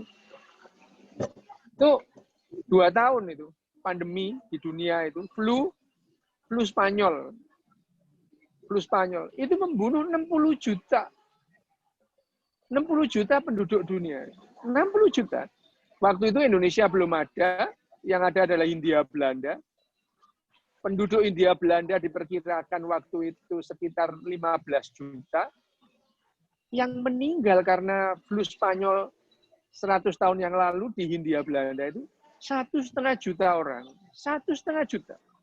Jadi 10% penduduk Hindia Belanda waktu itu mati karena wabah flu Spanyol tahun 1918 sampai 1920, 2 tahun. Ya, itu yang terjadi wabah yang paling berat, ya, yang berat. Setelah itu cacar itu sampai tahun 60-an, 70 membunuh sekitar 15 juta orang wabah cacar. Dan cacar itu adalah satu-satunya virus yang bisa kita usir, kita musnahkan. Selain cacar tidak ada. Ya, sampai sekarang itu kita menghadapi wabah, hanya saja wabah setelah tahun 1980 itu tidak pernah ada lagi wabah yang menelan sampai jutaan orang itu seperti itu. Ya, kalau kita ambil ini ya, coronavirus ini ya. Ya, tadi itu yang wabah flu Spanyol itu. Flu Spanyol itu adalah coronavirus pertama yang jadi musuh manusia. Flu Spanyol itu. H1N1. Coronavirus itu banyak. Kalau Bapak Ibu ingat tahun 2002 ada flu burung, SARS, MERS, flu babi, itu semua itu adalah coronavirus gitu ya. Cuman kita ini sudah capek ya Pak ya. Bu, tiap hari di WhatsApp grup lihat corona gitu ya. Sampai kita sendiri saking bingungnya kita tidak tahu mana benar yang mana yang salah. Hanya saja kalau saya perlu informasikan di sini, sekarang ini seluruh dunia sampai saat ini sejak wabah itu merebak di Wuhan ya, sampai saat ini yang terjangkit, terkonfirmasi, terinfeksi adalah 26 juta. 26 juta orang, 26 juta 214 162 detik ini ya. 26 juta. Dari berapa? Dari 7,8 miliar manusia yang ada di bumi. Itu tidak sampai 0,5%. Gitu. Jadi kalau dibandingkan dengan 100 tahun yang lalu, itu kita sekarang sudah sakti menghadapi yang virus-virus ini. Ya. Dan yang meninggal sampai saat ini adalah 864.160 orang. 800.000 ya. Selama mulai dari Wuhan kemarin. Kalau dibandingkan dengan yang meninggal karena serangan jantung, masih banyak serangan jantung. Karena serangan jantung itu di seluruh dunia sehari membunuh 48.000 orang. 48.000 orang sehari itu meninggal karena serangan jantung. Ya memang tidak bisa dibandingkan antara serangan jantung sama infeksi. Tapi kalau kita melihat apa penyebab kematian antara serangan jantung dengan wabah ini, wabah ini masih belum apa-apanya kalau dibandingkan serangan jantung yang sehari di seluruh dunia itu membunuh 48.000. Masalahnya adalah kemarin pada saat terjadi itu betul-betul mengubah semuanya, gitu ya. Ya kebetulan sampai sekarang saya masih wirawiri Jakarta Tokyo karena memang itu yang harus saya lakukan pekerjaan saya itu. Dan sampai sekarang saya itu melakukan swab test itu diogrok-ogrok hidung saya ini sudah 24 kali itu. Ya karena tiap mau terbang diogrok-ogrok lagi, tiap mau orang diogrok-ogrok lagi itu ya. Ya meskipun sampai sekarang saya ini swabnya ya negatif terus, alhamdulillah itu. Ya, tapi ya itu tadi ya, karena mengikuti aturan itu ya. Saya sampai sekarang itu kalau sudah orang mengeluarkan lidi kapas itu saya sudah bayangkan sakitnya duluan. Ya, yang jadi persoalan adalah bagaimana kita menyikapi wabah ini. Ya, sekarang ini kita yang disebut new normal itu kan sebetulnya new normal ini panganan apa ya itu ya. New normal itu kan sebetulnya kita itu sudah mengalami ribuan kali new normal. Artinya sesuatu yang dulunya nggak kita hadapi, sekarang kita hadapi. Contoh, 10 tahun yang lalu atau 5 tahun yang lalu aja deh ya. Kita itu tidak pernah membayangkan kalau yang namanya pesan ojek aja harus online itu ya.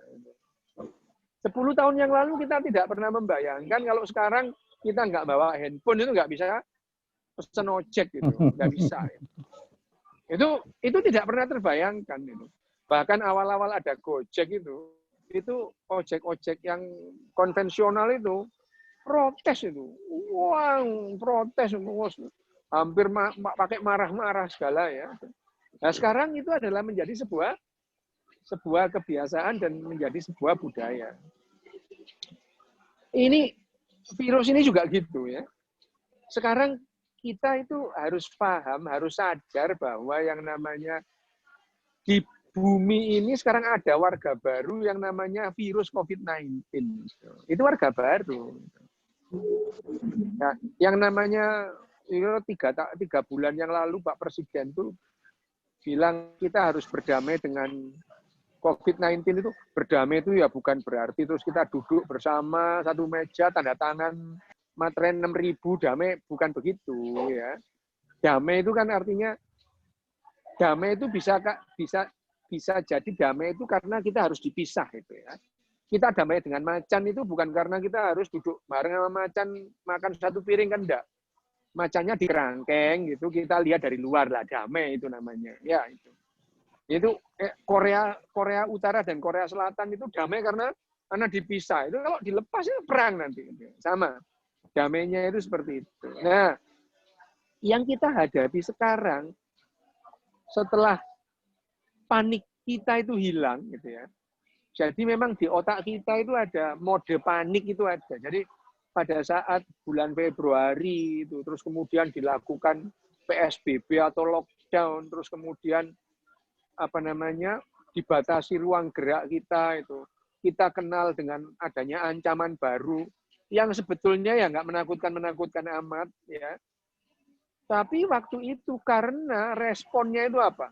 Responnya itu mulai di WhatsApp, grup, Twitter, Facebook, semua itu ngomong virus. Dah, gitu ya. Mulai pagi sampai pagi lagi ngomong virus. Gitu ya. Orang yang nggak kenal virus mendadak jadi ahli virus. Gitu ya. Orang yang tidak pernah belajar epidemiologi mendadak jadi ahli epidemiologi. Gitu ya. Wah.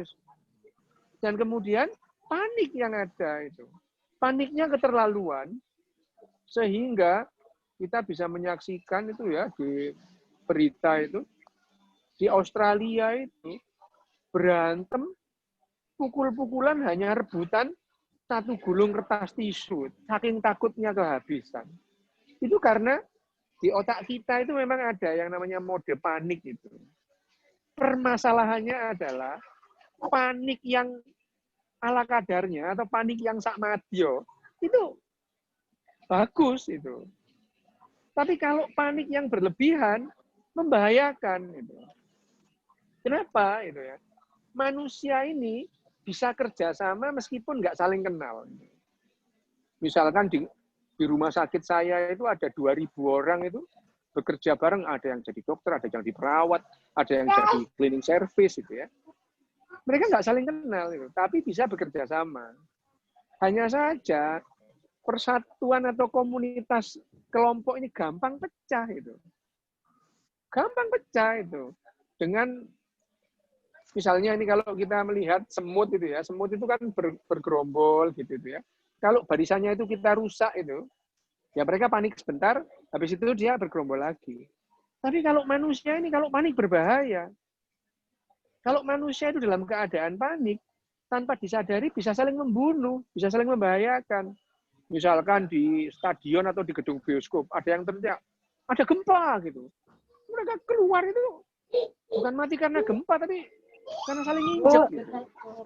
Ya, jadi kecerdasan berkelompok manusia itu gampang pecah itu. Ya, 1 tahun yang lalu itu Indonesia itu terbelah. Gitu ya. Ada isu cebong kampret itu, bisa sampai berantem itu berantem itu, yang cebong sama kampret itu berantem sampai yang namanya keluarga itu bisa suami istri bisa cerai gara-gara satu cebong sama kampret itu. Sekarang yang maha cebong sama maha kampretnya sudah duduk bareng itu. Yang di bawah masih berantem itu. Itu karena kita tidak cerdas menghadapi ini. Nah, sama dengan yang namanya isu COVID-19 ini. Kalau kita melihat datanya, seharusnya kita nggak takut-takut amat. Waspada perlu. Seperti kuman TBC kan masih ada. Kuman TBC itu sampai sekarang setiap hari seluruh dunia membunuh 5.300 orang. Sampai sekarang. Hepatitis B sampai sekarang itu sehari membunuh 2.800 orang. Sampai sekarang. Ya, HIV membunuh 3.100 orang sampai sekarang gitu ya. Ya, sampai sekarang kuman-kuman ini dan virus-virus ini tetap ada dan tiap hari memakan korban gitu. Jadi COVID-19 ini perlu diwaspadai, perlu ya. Bahwa caranya mengatasinya bagaimana sampai sekarang ini yang paling efektif ya yang sudah disampaikan oleh WHO dan diaminilah oleh otoritas-otoritas kesehatan di seluruh dunia, pakai masker, cuci tangan, terus kemudian menjaga jarak. Gitu ya. Hanya saja sekarang ini data di seluruh dunia ini, di seluruh dunia tanpa kecuali, ya tanpa kecuali, itu angka kebahagiaan manusia itu menurun. Gara-gara COVID-19 ini loh ya. Nggak mati tapi ya nggak bahagia gitu. Kecemasan meningkat. Gitu. Nah, kemarin ini saya ini mendapat kehormatan ya diundang oleh Gusti Mangkubumi dan Prof. Taryo dalam hal ini gitu ya. Berbicara panjang kali lebar sama dengan luas ya mengenai bagaimana sih mengatasi kecemasan dan meningkatkan kebahagiaan di era-era seperti ini. Nah, disampaikan juga kemarin bahwa yang namanya kita belum punya petanya di Indonesia, ya, karena belum pernah ada pemeriksaan. Misalkan orang Indonesia sekarang itu kecemasannya meningkat berapa persen, terus kebahagiaannya menurun berapa, itu belum ada. Itu. Nah ini daerah Yogyakarta itu mungkin yang pertama kalau nanti jadi dilakukan adalah ini atas inisiatif murni dari Gusti Kanjeng Ratu Mangkubumi bahwa bagaimana kalau kita itu melihat tingkat kecemasan dan tingkat kebahagiaan masyarakat Jogja dengan teknologi dan pengetahuan kedokteran yang sekarang itu memungkinkan dilakukan di mana saja termasuk di Jogja dan itu sedang dipersiapkan. Nah, yang jadi persoalan kita kalau kita itu ekstrapolasi ya, mengumpamakan kira-kira seandainya orang-orang Jogja ini sama dengan orang-orang yang ada di Finlandia misalkan. Di Finlandia dan Denmark itu negara yang paling bahagia gitu ya. Dengan indeks kebahagiaan tertinggi itu ya. Denmark dan Finlandia gitu. Angka kecemasannya meningkat gitu. Angka kecemasannya meningkat. Kenapa? Nah itu tadi itu. Sama dengan di Jogja ini. Sama dengan di Jogja. Ibu-ibu yang biasanya habis masak terus kemudian ngumpul dengan tetangganya kayak Bu Tejo itu ya. Ngumpul, ngobrol kayak Bu Tejo naik truk. Nah sekarang mereka harus mengawasi anak-anaknya yang sekolah daring lah ini itu. Itu terjadi di Finlandia. Meskipun di Finlandia itu angka kesejahteraan dan angka kebahagiaannya tinggi itu, tapi dengan adanya isu COVID-19 ini jadi mereka kecemasannya meningkat. Nah, kecemasannya meningkat itu seperti yang tadi dipun ngendikaken Gusti Mangkubumi tadi, adanya kekerasan dalam rumah tangga, adanya tingkat perceraian naik itu ya. Nah, karena biasanya ketemu cuma malam, sekarang 24 jam kan ketemu. Udur-uduran dari pagi sampai pagi lagi gitu ya. Itu yang memicu permasalahan baru. Nah, permasalahannya lagi berbeda di berbagai negara. Di Jepang itu angka kecemasannya lebih tinggi daripada di Finlandia sama di Denmark gitu ya. Di Denmark dan Finlandia itu angka kecemasannya lebih rendah daripada di Jepang. Kenapa? Gitu. Usut punya usut, gitu ya. Usut punya usut. Di Finlandia dan di Denmark itu, mereka itu sudah terbiasa menganggap bahwa yang namanya perempuan itu jauh lebih dominan ketimbang laki-laki. Gitu. Sementara di Jepang kan tidak. Di Jepang itu laki-laki itu adalah lebih superior daripada perempuan. Nah, pada saat laki-laki dan perempuan ada di rumah itu bareng, baru itu kelihatan. Sebetulnya laki-laki itu nggak punya kontribusi apa-apa di rumah itu. Orang biasanya cari kaos kaki di rumah aja nggak ketemu kok, bapak-bapak ini yang ketemu ibu-ibu. Nyari kaos kaki di rumah itu loh, nggak ketemu, yang nemuin yang ibu-ibu itu ya. Nah, memang sih secara biologi ya sekarang ini kita paham lah. Kalau secara kedokteran dan biologi itu kita sekarang sudah terbukti bahwa perempuan itu lebih kuat secara fisik dan mental ketimbang laki-laki.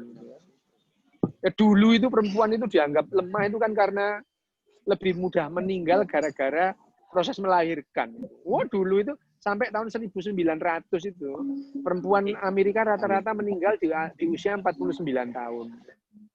Gara-gara apa? Ya melahirkan. Orang dulu melahirkan tas saya mati-mati terus gitu ya. Nah sekarang pada saat melahirkan itu ibarat mencet jerawat aja ya, yang nggak ada lah orang meninggal karena melahirkan itu. Baru itu namanya kelihatan sekarang usia harapan hidup perempuan itu jauh melebihi laki-laki. Jantung perempuan itu sehat itu. Kan kita nggak pernah melihat perempuan usia subur terus serangan jantung gitu, nggak pernah itu. Nggak pernah. Tapi kalau bapak-bapak umur 35, 40 tahun itu meninggal di lapangan futsal kan sering gitu. Jantungnya nggak sehat itu.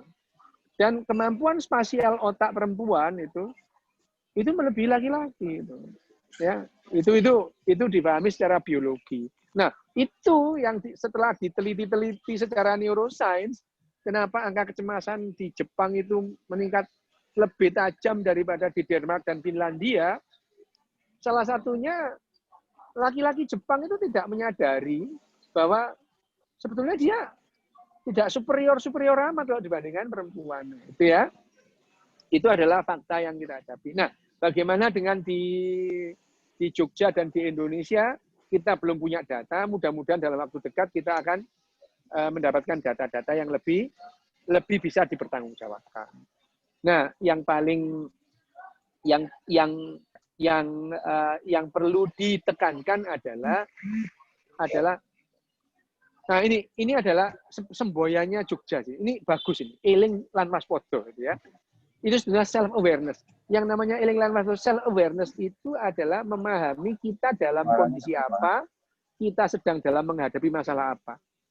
Kalau kita tidak sadar dan tidak mau mengakui bahwa kita sedang dalam masalah, kita tidak pernah punya potensi untuk menghadapi masalah atau menyelesaikan masalah.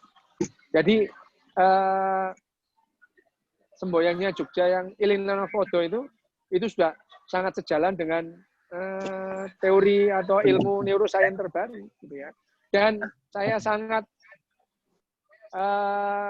memberikan apresiasi yang setinggi-tingginya kepada Gusti Kanjeng Ratu Mangkubumi bahwa akan memfollow up atau menindaklanjuti isu-isu COVID-19 ini dengan melibatkan atau menggunakan prinsip-prinsip neuroscience dalam menghadapi perilaku masyarakat. Mungkin itu saja yang bisa saya sampaikan, Bapak-bapak, Ibu-ibu, Gusti Kanjeng Ratu Mangkubumi. Saya akhiri sampai di sini, tapi mungkin kalau ada pertanyaan nanti saya akan menjawab. Terima kasih. Matur nuwun. Matur nuwun. Mungkin ada Bapak-bapak atau Ibu ada tambahan atau ada masukan atau saran, monggo. Untuk ini Gusti Mangku. Tadi 58, ini tinggal 47 nih. Ternyata sudah jam 23 nih Gusti Mangku. Iya. 23. Ngawur.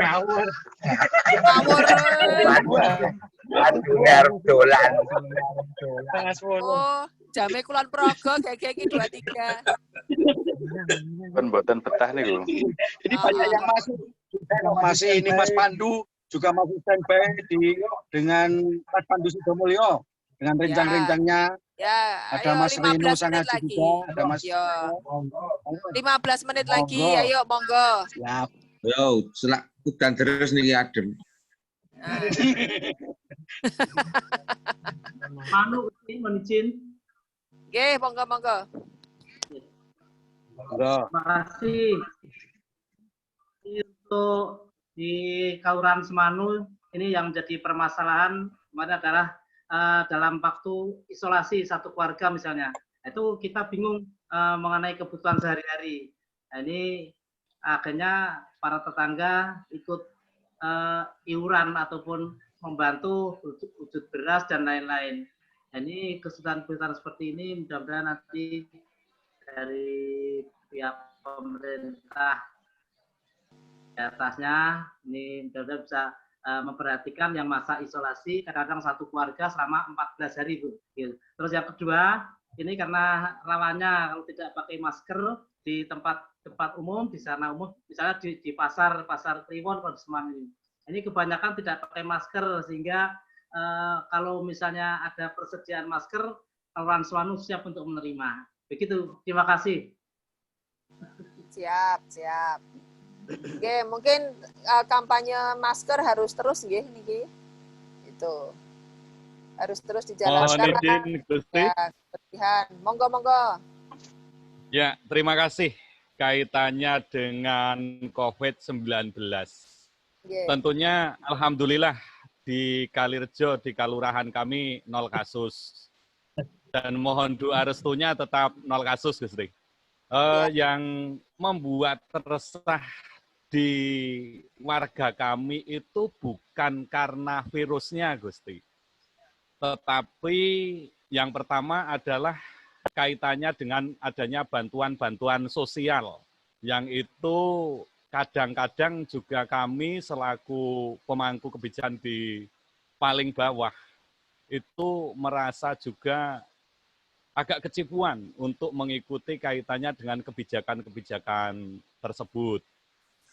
Yang kedua, tentunya bahwa harapan kami bahwa kaitannya dengan adanya COVID-19 ini bagaimana nanti, karena tentunya untuk daerah istimewa Yogyakarta dengan keistimewaannya juga dengan adanya dana IS, tentunya juga untuk anak-anak sekolah bisa disubsidi dengan adanya pulsa dan lain sebagainya, dan tentunya juga kaitannya dengan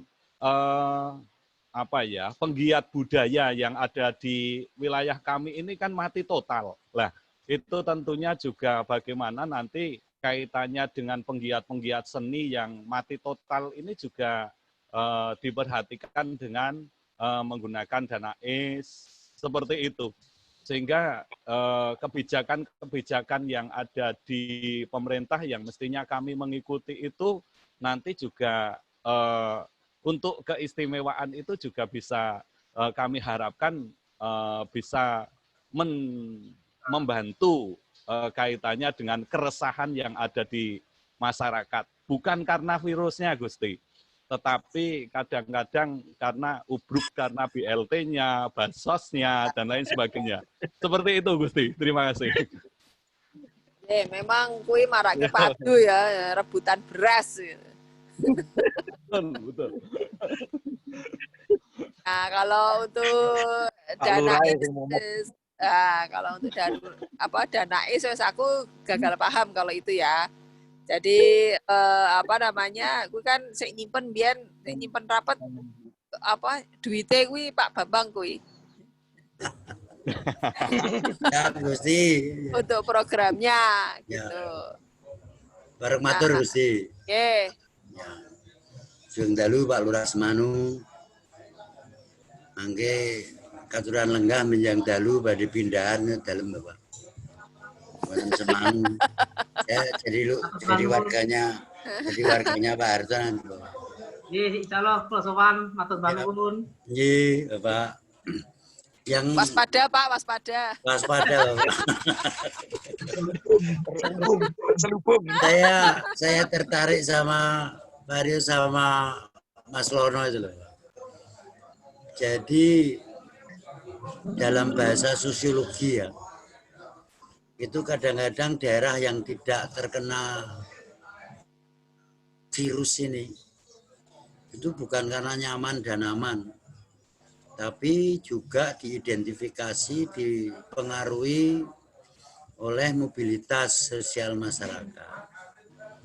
Jadi itu yang menjadi catatan kita, bahwa saya sepakat dengan Mario tadi bahwa mestinya kebijakan apa yang akan muncul. Nah sekarang ini kalau di sebagian besar kelurahan desa di DIY Gusti saya matur, pada saat kemudian isu tentang dana desa ataupun mungkin sekarang malah ADD itu dipotong untuk penanganan virus. Sementara bantuan-bantuan yang mengucur di desa-desa ini strukturnya tidak jelas, Gusti. Ini yang kemudian mestinya menjadikan perhatian bahwa refocusing dana dalam konteks APBDes ini mestinya tidak se ekstrim ini pada saat Kementerian Desa Tertinggal, Kementerian Sosial, di hampir semua kementerian mengucurkan dana-dana yang kata Pak Lono tadi bikin padu itu. Yang bikin padu itu betul Pak Rio tadi. Karena kita pada awal itu diminta tinggal di rumah itu pahlawan, yang tadinya naik ketemu yang pendak sore, saya ini pendak dino, itu ya padu terus Pak Rio ya. Cuman saya sependapat kalau penyakit jantung itu banyak laki-laki daripada perempuan. Karena penyebab penyakit jantungnya laki-laki itu ya perempuan itu Pak Rio, jadinya itu yang perlu juga menjadi perhatian itu ya. Ya. Jadi sumber penyakit yang paling utama itu suara, Bro, bukan karena makanan ya. Suara.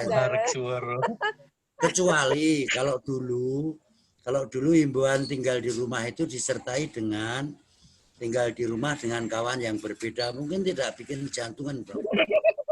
Tapi intinya begini, Gus. Alasan. Mas Anton. Tinggal di rumah, Mas Anton itu tinggal di rumah, konyolnya kuwi wae barangnya stres ya Mas Anton ya.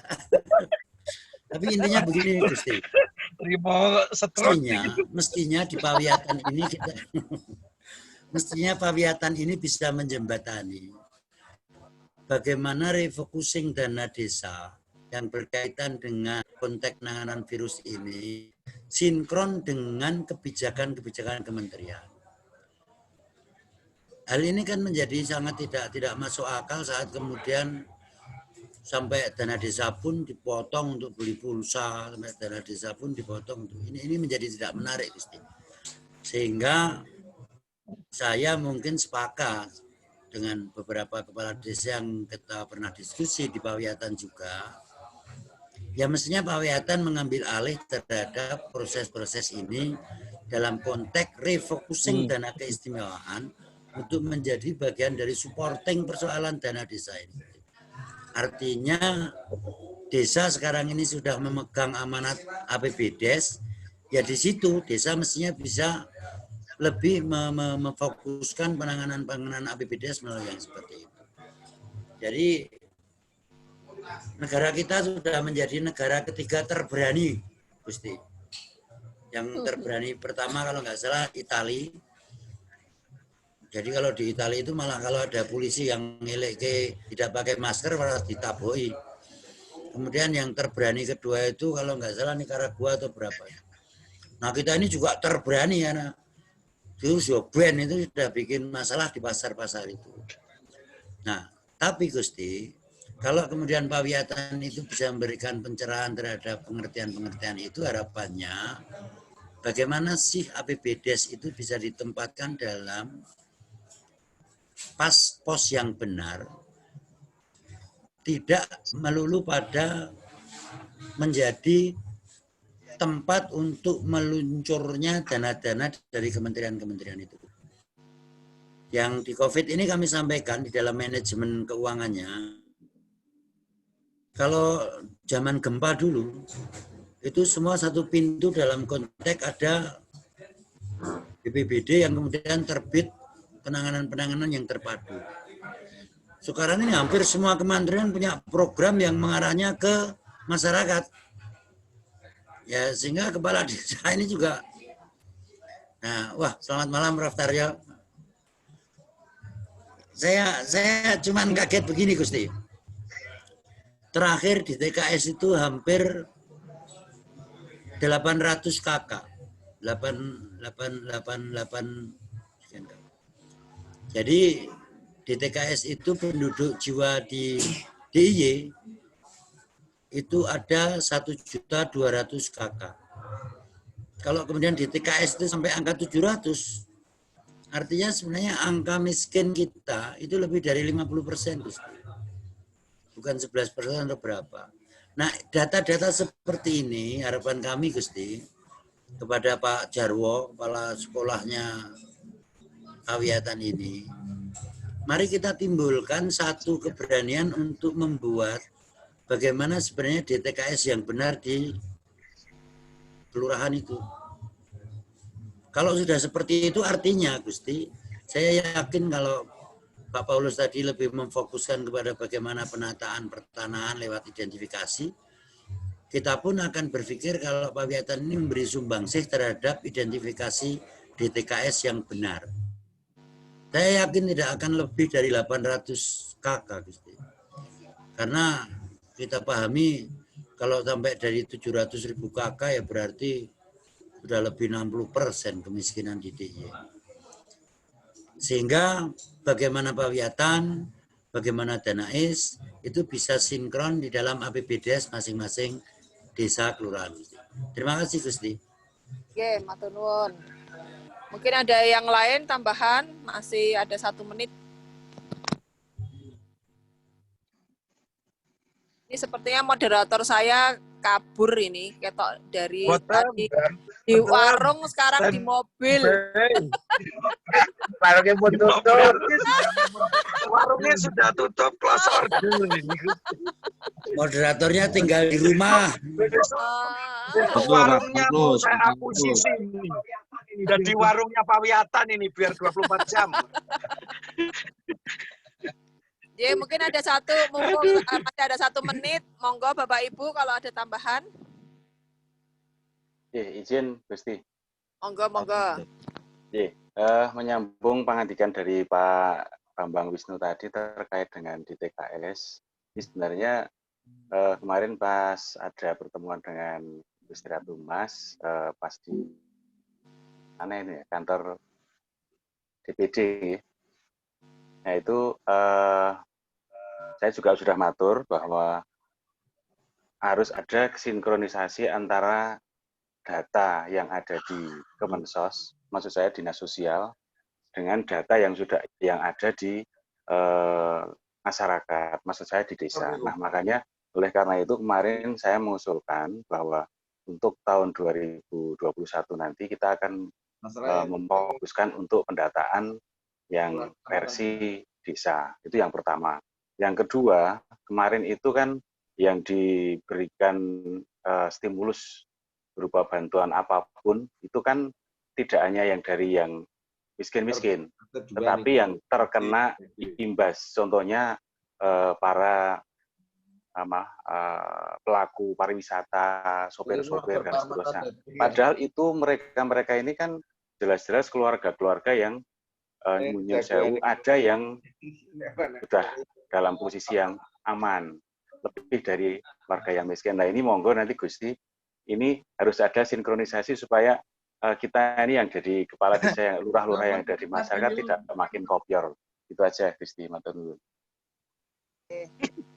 Oke, matur nuwun. Ini masukan dari Bapak Ibu semua, tentunya nanti akan saya sampaikan, untuk supaya ya tadi bantuan orang marak ribut kan gitu.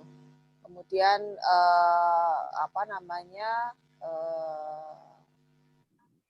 permasalahan-permasalahan sosial yang ada gitu. Karena satu sisi pemerintah juga bingung duitnya entek, ya toh Pak Bambang. Duitnya entek, pengen bantu duitnya entek.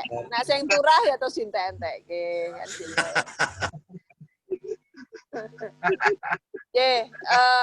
Apa namanya? Tentunya masukan baik dari tadi yang soal pertanahan, kemudian permasalahan sosial di pasca pandemi ini ataupun selama di pandemi ini, tentunya tadi apa namanya sudah saya catat semua. Nanti juga akan apa namanya saya coba tindak lanjuti untuk baiknya seperti apa atau saya sampaikan gitu ya, agar monggo formulanya itu kan apa namanya di luar jangkauan saya gitu. Tentunya dari pemerintah hingga ke tingkat desa gitu. Nah, mungkin ini untuk perdana kami cukupkan dulu kayaknya ya diskusinya. Nah, nanti tentunya di berikutnya gitu kita bisa lebih santai lagi gitu. Semua berhak untuk bicara gitu, nggak hanya mendengarkan gitu kan.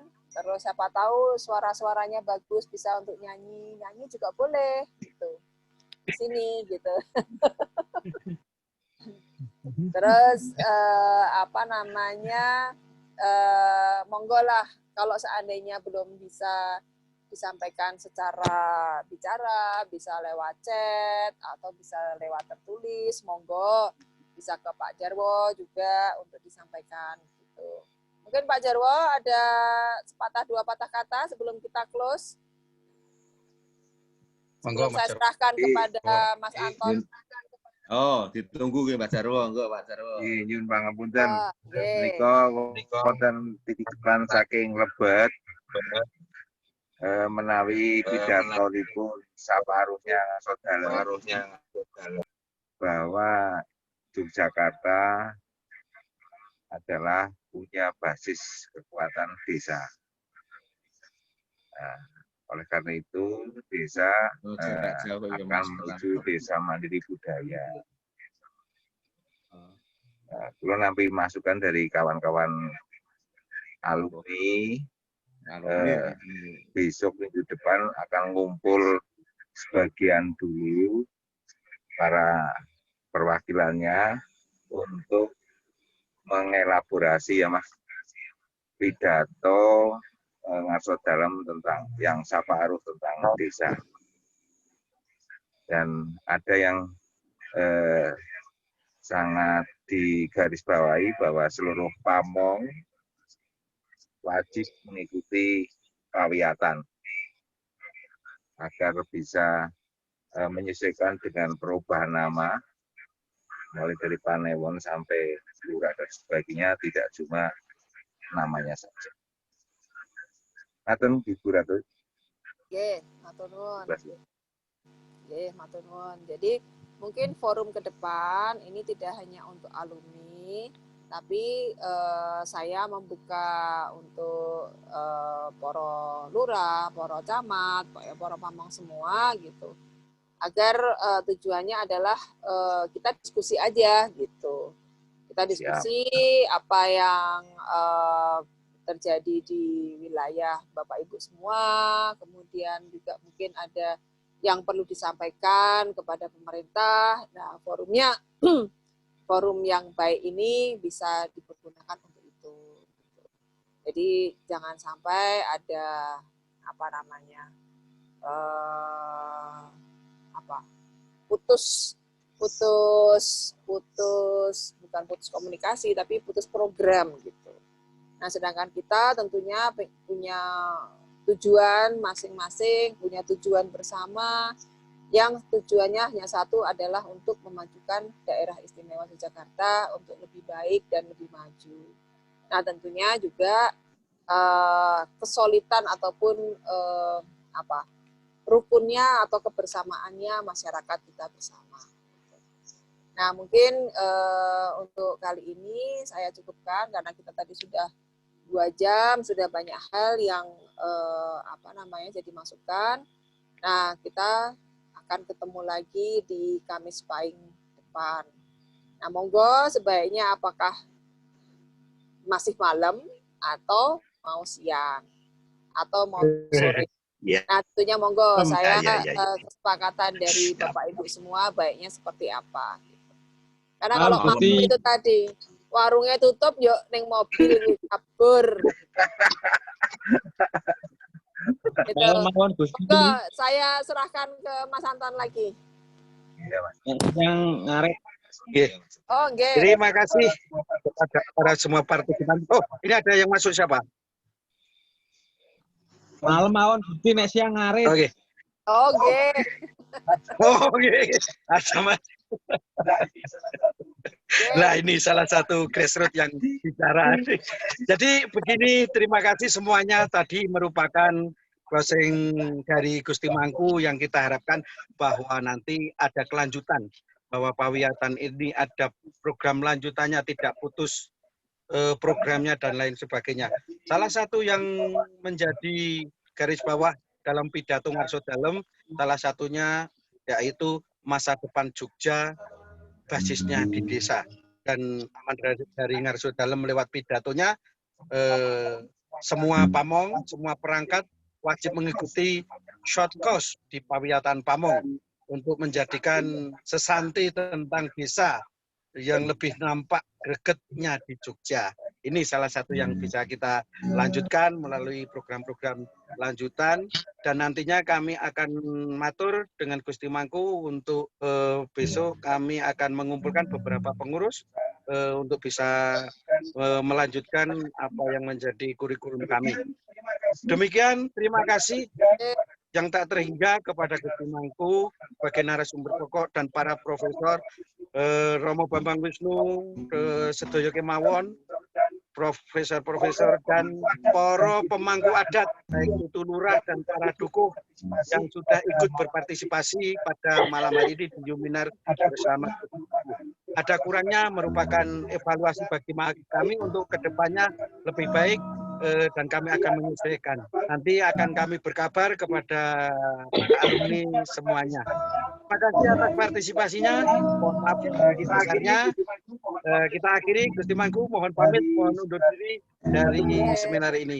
Assalamualaikum warahmatullahi wabarakatuh. Pamit Gusti Mangku.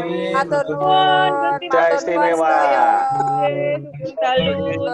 Sampai jumpa. Semuanya. Matur nuwun Prof Riu, matur nuwun Prof Taryo, Mbak Andi. Monggo-monggo Jumpa lagi. Mas Aris, tenang, besok kami sampaikan. Ngerit. Kang Jarwo. Foto Mas Dani. Kang Jarwo. Mas Tari juga muncul tadi, udah muncul lagi. Sudah berakhir. Dari baru diagem.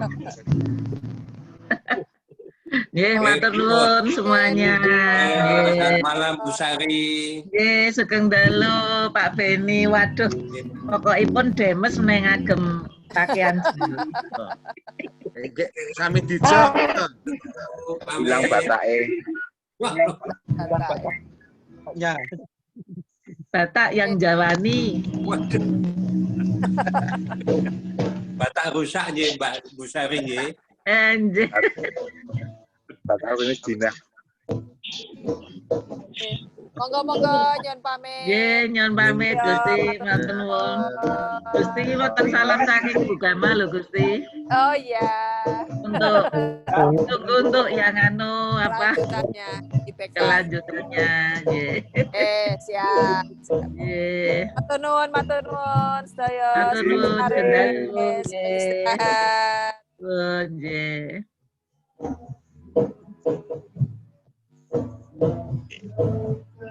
Martelo. Oke.